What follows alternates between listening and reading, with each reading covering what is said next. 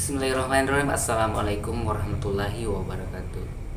Kembali lagi bersama saya Abdul Rahman, mahasiswa Universitas Muhammadiyah Sidenreng Rapang, program studi administrasi publik semester 4. Nah, jadi dalam video kali ini saya akan membahas sedikit tentang salah satu kasus korupsi yang pernah terjadi di Indonesia.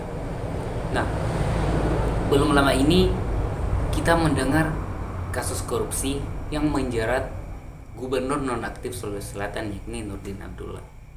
Nah, ada apa dengan Nurdin Abdullah ini?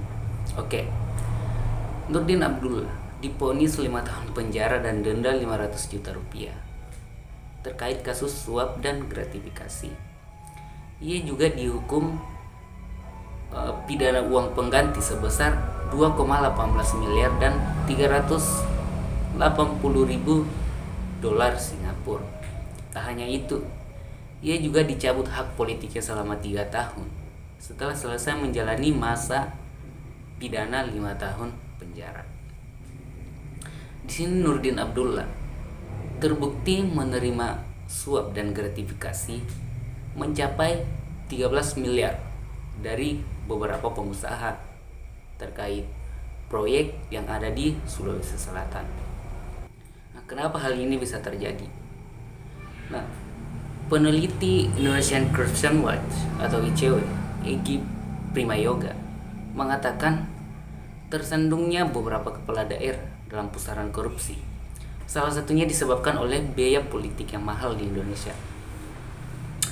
Nah, menurut penelitian dan pengembangan KPK, biaya yang dikeluarkan bupati atau wali kota rata-rata 20 miliar sampai 30 miliar. Sedangkan untuk level gubernur yaitu 20 miliar sampai 100 miliar. Nah, dan banyak kalangan yang mengatakan biaya yang dikeluarkan tidak sebanding dengan gaji yang mereka dapatkan pada saat menjabat selama 5 tahun. Sehingga ketika menang dan menjabat, dia harus mencari cara untuk menutupi kebutuhan itu. Dan korupsi menjadi salah satu cara yang mereka ambil, karena gajinya tidak akan cukup untuk menutupi itu. Faktor selanjutnya ketika menjabat, kata pakar hukum tata negara Bivitri Sapitri, para kepala daerah tersebut memiliki peluang terbuka untuk melakukan korupsi dikarenakan lemahnya pengawasan sistem birokrasi. Contohnya seperti pada saat pengambilan keputusan terkait proyek infrastruktur dan perizinan. Kemudian selanjutnya, adakah hubungan antara mata kuliah akuntansi sektor publik dengan kasus ini? Nah, saya mengatakan tidak ada hubungannya.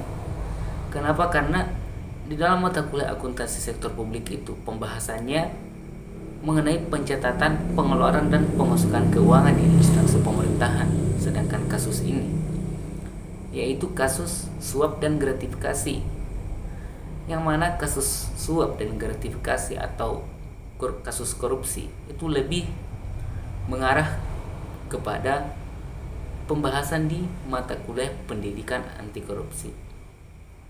Oke, jadi saya pikir itu cukup. Semoga bermanfaat. Assalamualaikum warahmatullahi wabarakatuh.